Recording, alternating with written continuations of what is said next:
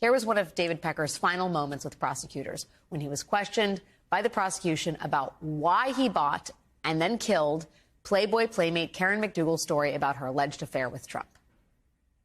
Prosecutor Joshua Steinglass. Had you published a story about a Playboy model having a year-long sexual affair while he was married with a presidential candidate, would that have sold magazines, do you think? Pecker. Yes. Steinglass. That would be like National Enquirer gold? Pecker. Yes. Steinglass. But at the time that you entered into that agreement, you had zero intention of publishing that story? Pecker. That's correct. Steinglass. And despite the fact that publishing that story would have helped your bottom line, you killed the story because it helped the candidate Donald Trump. Pecker. Yes.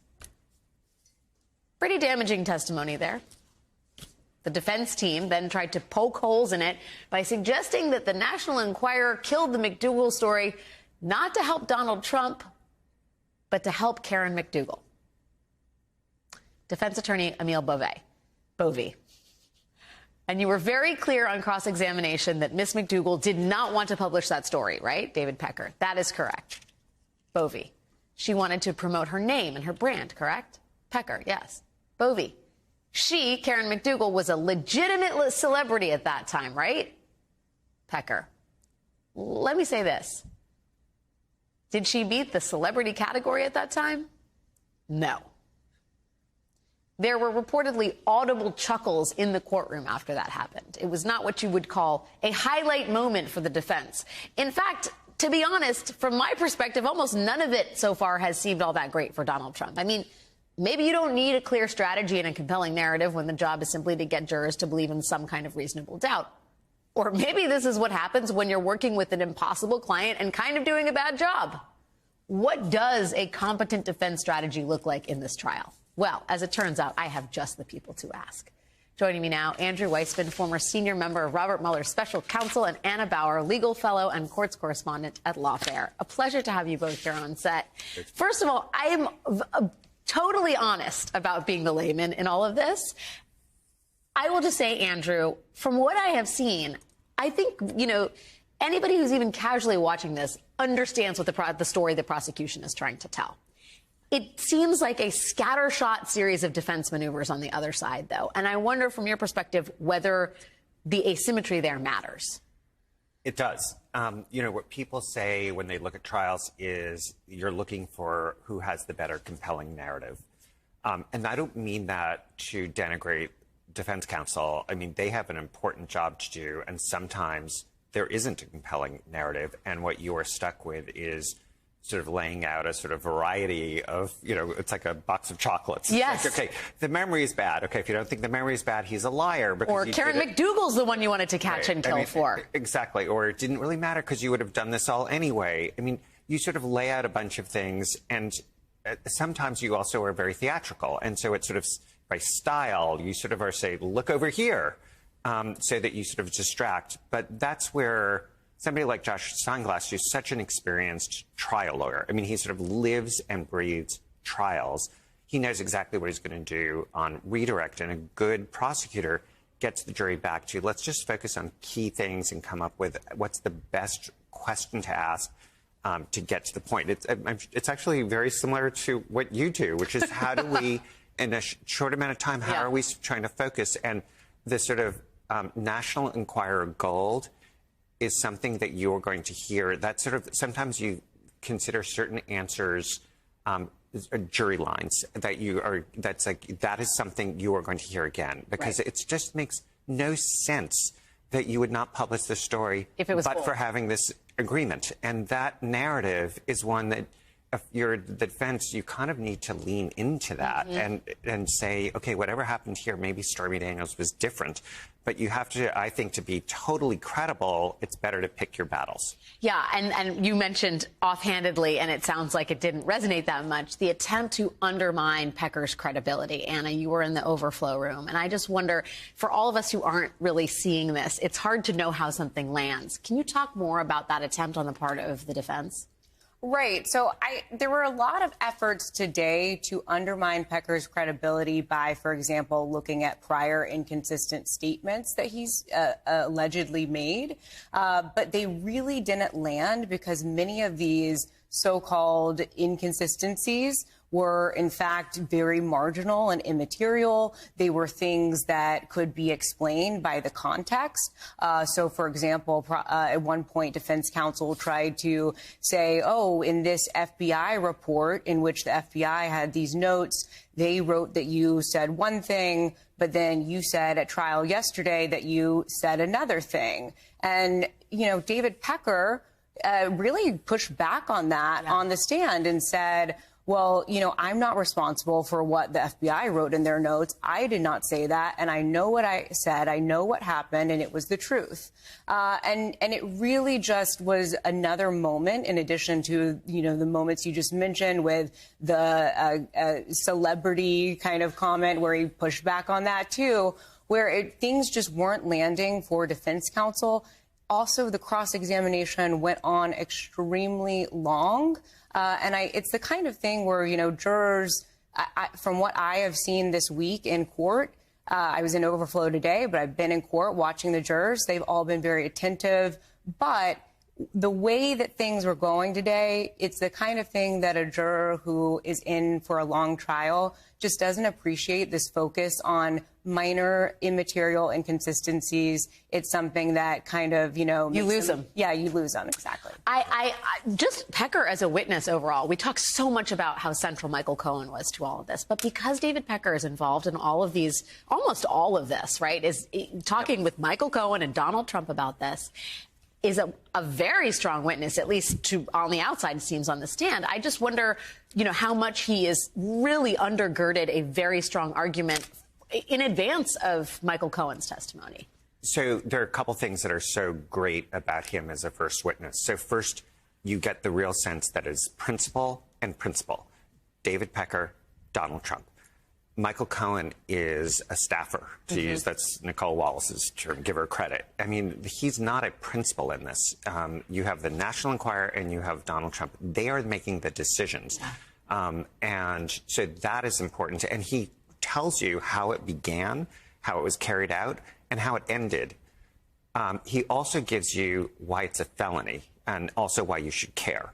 And what I mean by why it's a felony, remember that this would be a misdemeanor if it's not to conceal or further some other crime. Right. And he tells you it's election fraud. It's I mean, full this is like he gives you that up one side and down the other. So the only piece that's really missing is the sort of false business records. And so the piece that you still need is that there obviously are false business records, but you need to have knowledge that Donald Trump knew that that would have to be part of the scheme. That shouldn't be that hard, because if you're trying to keep this secret, and David Pecker has already said he wanted to keep it secret even within the National Enquirer. Yeah. He didn't want people to know about this. Why? Because it's a crime. And so you're not going to want to have a whole bunch of records saying, oh, this is the scheme. The that we're crime doing. receipt. Right. Exactly. I do, you know, what is also so interesting is we're talking about Rona Graff, who's like, we played the early Apprentice tape. This is someone who's like Donald Trump's sidekick on The Apprentice. And David Pecker, who says he's still friends with Donald Trump. And I wonder, from a sort of the jury's perspective, how meaningful is it that two of his friends are taking the stand to offer not supportive evidence against him? And also, on his wife's birthday, the wife for whom he's lying and creating these elaborate scenarios, she's not there. None of the family's been in the courtroom. Yeah, I think actually this is a really great point, because, and it's one of the things that I think made Pecker's testimony so powerful over the past week. Of course, the defense counsel has indicated that they're going to attack the credibility of Michael Cohen and of Stormy Daniels, and they are going to portray them as people who are biased and who are kind of out to get Trump. But with David Pecker, one of the last things that he testified to on direct is that actually he has very warm feelings towards Donald Trump. He called him a mentor figure who had helped him in his career. You could tell he had some real affection for him. And so this is a guy who is basically the kind of a key witness in setting out the scene and giving you the world of this scheme of hush money payments. And yet he is still sitting there telling you, like, I don't harbor any ill, feelings towards Donald Trump. I'm just here to tell the truth.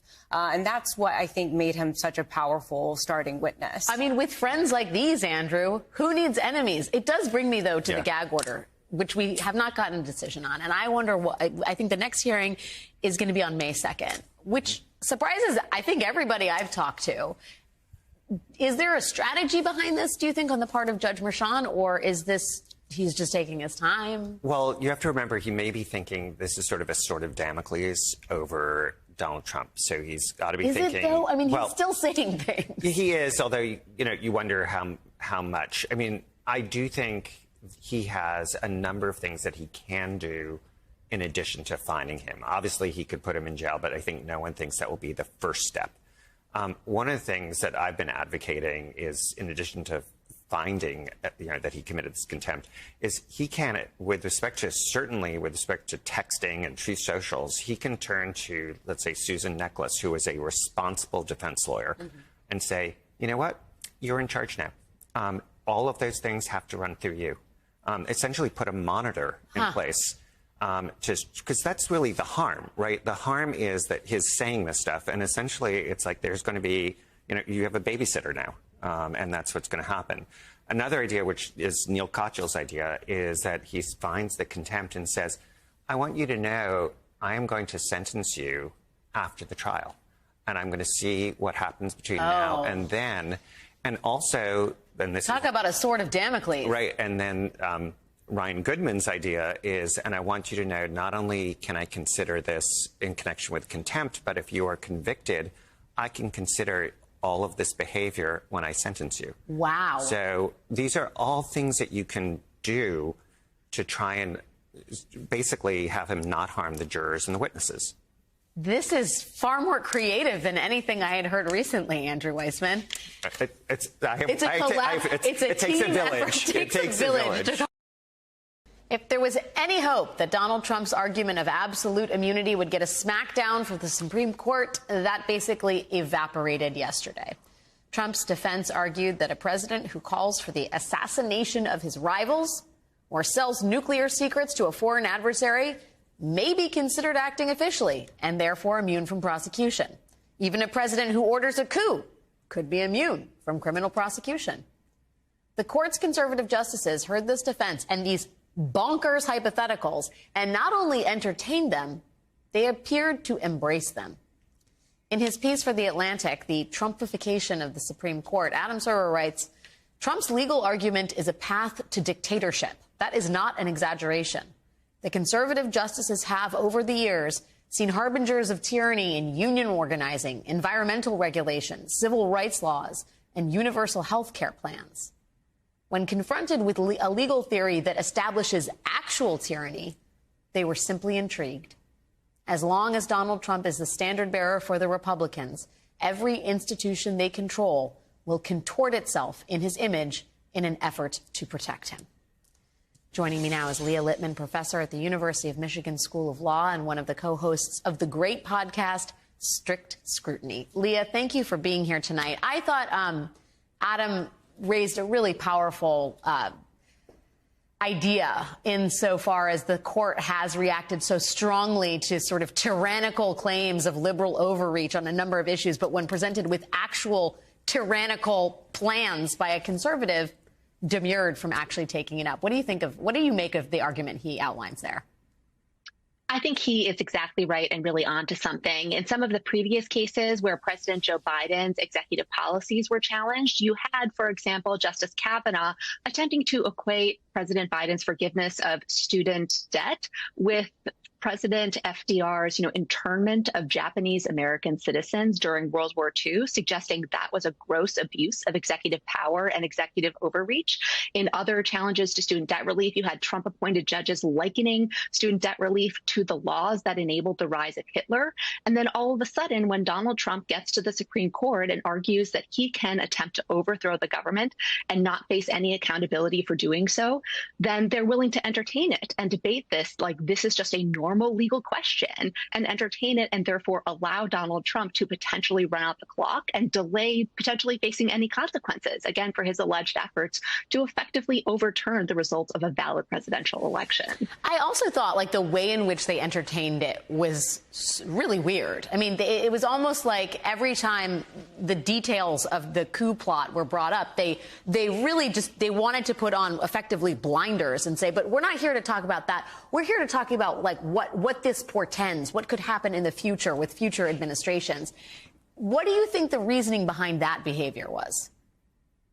You know, it's difficult to know exactly, but you're right that Justices Alito, Justice Gorsuch, as well as Justice Kavanaugh relentlessly insisted on not discussing the actual facts of this case. I think because the actual facts of this case involve an attempt to interfere with a peaceful transition of power. And instead, they hypothesized random future presidents who might attempt to refuse to leave office in order to avoid the risk of criminal prosecution, even though they were faced right now in this very case with a former president who attempted to refuse to leave office and is now trying to escape the risk of criminal liability for doing so.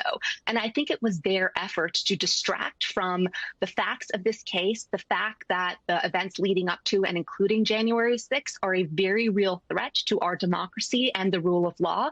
And instead, they attempted to abstract this case away from the facts so that they could distract us from the very real issues facing our democracy. Or maybe the horror of what happened was too much for them to actually, and entertain and rule on. I mean, I do wonder, at the end of the day, Leah, if they remand this back to district court and it becomes part of a secondary legal proceeding and Judge Chutkan has to preside, what in the end is the point of taking up why did the Supreme Court take this case up? I mean, the scuttlebutt at the outset of this was they're going to reject these presidential immunity claims, but they want to be on record because this is historic. If they're not rejecting the claims and they're just sending it back down, why take it up other than to shake Americans' confidence in the integrity of the court?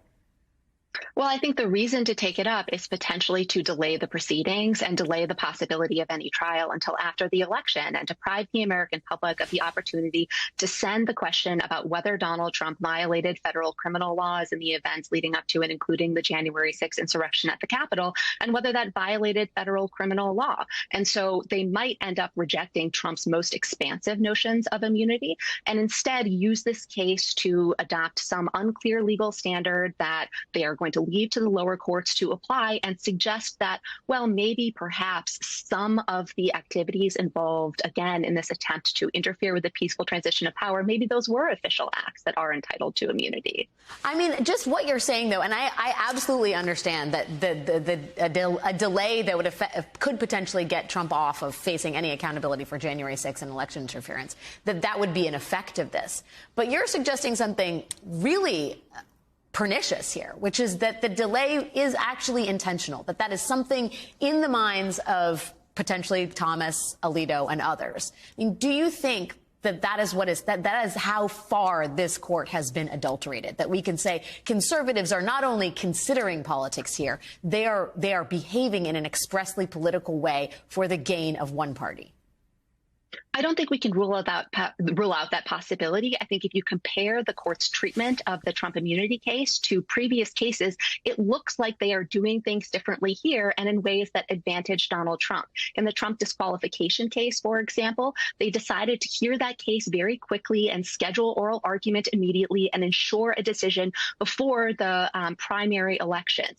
Here, by contrast, they decided to take the case and then schedule it for argument almost 2 months after they decided to hear it. And it doesn't look like they are going to act in a similarly expeditious way when acting in an expeditious way is contrary to Donald Trump's interest. Or you compare the Trump immunity case to the case they heard before, which was the emergency medical abortion case. In that case, the Supreme Court elected to take the case before the U.S. Court of Appeals ever weighed in on it. But they declined to do so in the Trump immunity case. Again, creating some additional delay, and that delay has the potential to allow Trump to run out the clock and prevent any trial before the election. So it does look like they are doing different things in this case than they have in other cases, all of which happens to benefit Donald Trump's attempt to regain power.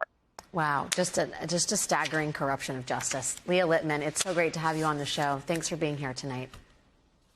Thank you.